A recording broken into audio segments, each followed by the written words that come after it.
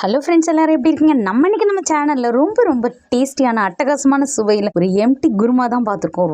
ரொம்ப டேஸ்ட்டாக இருக்கும். உருளைக்கிழங்கு, பட்டாணி, கேரட், பீன்ஸ் எதுவுமே சேர்க்காம ரொம்ப அட்டகாசமான சுவையில் ஒரு குருமா செஞ்சு காமிச்சிருக்கேன். 2 சப்பாத்தி சாப்பிட்ற இடத்துல 4 சப்பாத்தியாக சாப்பிடுவாங்க. அவ்வளோ டேஸ்ட்டாக இருக்கும். எல்லாருமே ட்ரை பண்ணி பாருங்க. வாங்க இது எப்படி செய்யுதுன்னு பார்க்கலாம். நம்ம வீடியோக்குள்ள போகிறதுக்கு முன்னாடி நம்ம சேனலை சப்ஸ்கிரைப் பண்ணி வச்சுங்க, பெல் ஐகானை கிளிக் பண்ணி வச்சுங்க, ஆல்ன்ற ஆப்ஷனே கிளிக் பண்ணி வச்சுங்க. நம்ம அடுத்தடுத்து போகிற வீடியோ உடனுக்குடனே உங்களை வந்து சேரும். ஃபஸ்ட்டு இந்த குருமாவுக்கு தேவையான தேங்காவை அரைச்சிக்கலாம். ஒரு முடி தேங்காய் எடுத்துருக்கோம். ஒரு 1/2 ஸ்பூன் சோம்பு, 6 பல் பூண்டு, நல்லா உடச்ச வேர்க்கடலை ஒரு 2 ஸ்பூன் போட்டுக்கலாம். ஒரு 5 முந்திரி பருப்பு போட்டுக்குங்க. போட்டு இதை நைஸாக அரைச்சி எடுத்துகிட்டு வந்துடலாம். நைஸாக அரைச்சி எடுத்துகிட்டு வந்தாச்சு. இது அப்படியே இருக்கட்டும். அடுப்பில் கடாய் வச்சுட்டு 5 டேபிள் ஸ்பூன் ஆயில் போட்டுக்கலாம்.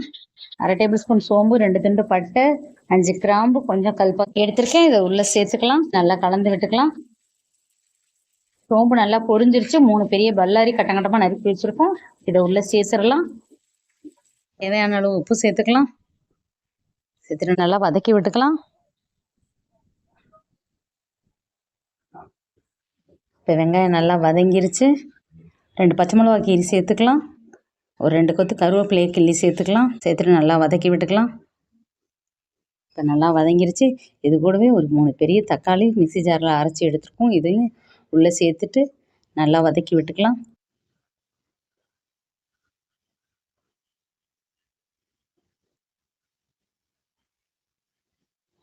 இப்போ வதங்கி நல்லா எண்ணெய் பிரிஞ்சு வந்துருச்சு. இது கூடவே 1/4 டீஸ்பூன் மஞ்சத்தூள் போட்டுக்கலாம். 1/2 ஸ்பூன் மிளகாத்தூள் போட்டுக்கலாம். 1 ஸ்பூன் மல்லித்தூள் போட்டுக்கலாம். இப்போ நல்லா வதக்கி விட்டுக்கலாம்.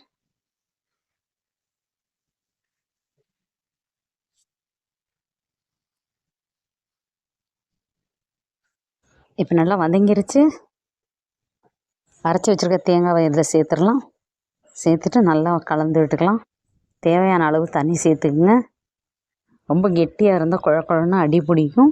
நல்லா தண்ணி விட்டு கலந்து விட்டுக்குங்க. கொதிக்கும் போது நல்லா கெட்டியாகிடும். நான் ஒரு 1/2 லிட்டர் தண்ணி சேர்த்துருக்கேன். இப்போ தேவையான அளவு உப்பு சேர்த்துக்கலாம். எப்படி தண்ணியாக வேணுமோ கெட்டியாக வேணுமோ அதுக்கு தகுந்த மாதிரி கூட்டி குறைச்சி தண்ணி சேர்த்துக்குங்க. இப்போ நல்லா கொதிச்சிருச்சு. நல்லா கலந்து விட்டுட்டு மீடியம் ஃப்ளேமில் வச்சு ஒரு 5 நிமிஷம் கொதிக்க வைங்க.